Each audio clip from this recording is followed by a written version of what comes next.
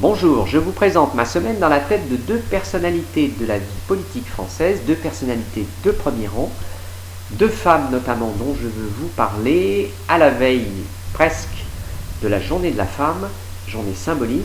Je vais vous parler donc de NKM et de Christine Lagarde. Je vais commencer par NKM, qui est une politique de la génération des quadras, donc des gens comme Bruno Le Maire, Laurent Wauquiez.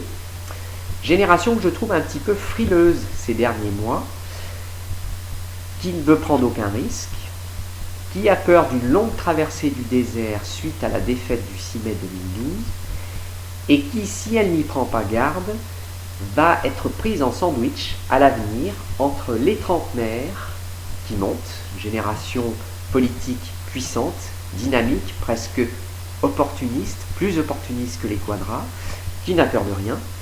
Donc en sandwich entre ces gens-là et des Jean-François Copé et des François Fillon qui eux sont des anciens, je les appelle comme ça, ces anciens qui veulent continuer à marquer de leur empreinte l'histoire de la vie politique française. NKM, il y a quelques semaines, nous a annoncé sa candidature à la mairie de Paris pour 2014, avec un appui forcé et chaleureux de François Fillon, lequel François Fillon, rappelons-le, voulait se présenter à cette élection municipale il y a quelques mois, mais lorsqu'il a vu que c'était une élection, voire une bataille de femmes, il s'est dit qu'il allait y perdre quelques plumes. Donc il y a renoncé et il se consacre exclusivement à l'élection présidentielle de 2017 via la primaire UMP de 2016. Il apporte donc un soutien ferme à NKM, mais je pense qu'il y a un piège, car il la cantonne, il l'emprisonne dans cette élection, et deux solutions s'offrent à elle. La première, si elle gagne, François Fillon lui a clairement fait comprendre que ça n'était pas un strapontin pour une éventuelle autre élection. Si elle gagne, c'est une élection qui va la mener à la fonction de maire à plein temps jusqu'en 2020. Si elle perd, autre solution, du fait d'un soutien sans faille de François Fillon, elle va se sentir obligée de rentrer dans le rang, comme on dit. Elle va se sentir obligée de soutenir la candidature de François Fillon pour 2017, par peur de prendre trop de risques et par peur toujours de cette longue traversée du désert. Un petit rappel là également d'un certain Nicolas Sarkozy à qui il faut bien rendre hommage à ce niveau-là. C'est en 1995, après la défaite de Balladur, effectivement, lui a vécu une longue traversée du désert. Il a pris un risque énorme en soutenant Balladur en 1995, et c'est Jacques Chirac qui a gagné. Mais je pense que cette longue traversée du désert fait partie de la construction d'une carrière politique et d'un homme ou d'une femme politique.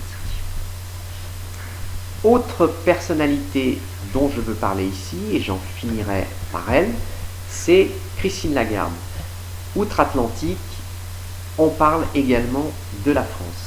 Présidente du FMI, elle a été ministre des Finances et de l'Économie de 2007 à 2012, donc ministre de Sarkozy, moquée au début parce que, on l'a peut-être pas dit comme ça, mais on l'a perçue incompétente, donc aidée par le président lui-même.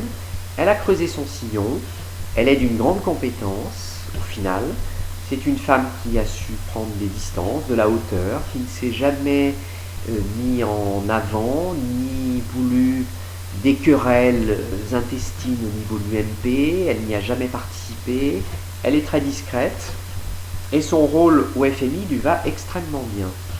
Elle a un âge qui lui apporte l'expérience, la maturité et la sérénité, tout ce qu'il faut pour présider à un pays comme le nôtre. Petit bémol que j'aimais, c'est l'affaire Tapie qui revient ces derniers temps, affaire qui peut lui faire de l'ombre à voir dans les mois à venir si elle s'en sort et si les informations sont démenties. Dernière chose concernant Christine Lagarde que j'ai trouvée intéressante mais que peu de médias ont relevé, et c'est dommage, c'est un sondage la concernant où elle est placée numéro 1 devant Marine Le Pen en tant que femme qui peut jouer un rôle très important à l'avenir dans notre pays, où les Français veulent l'avoir au premier plan. Et je pense que c'est pas anodin.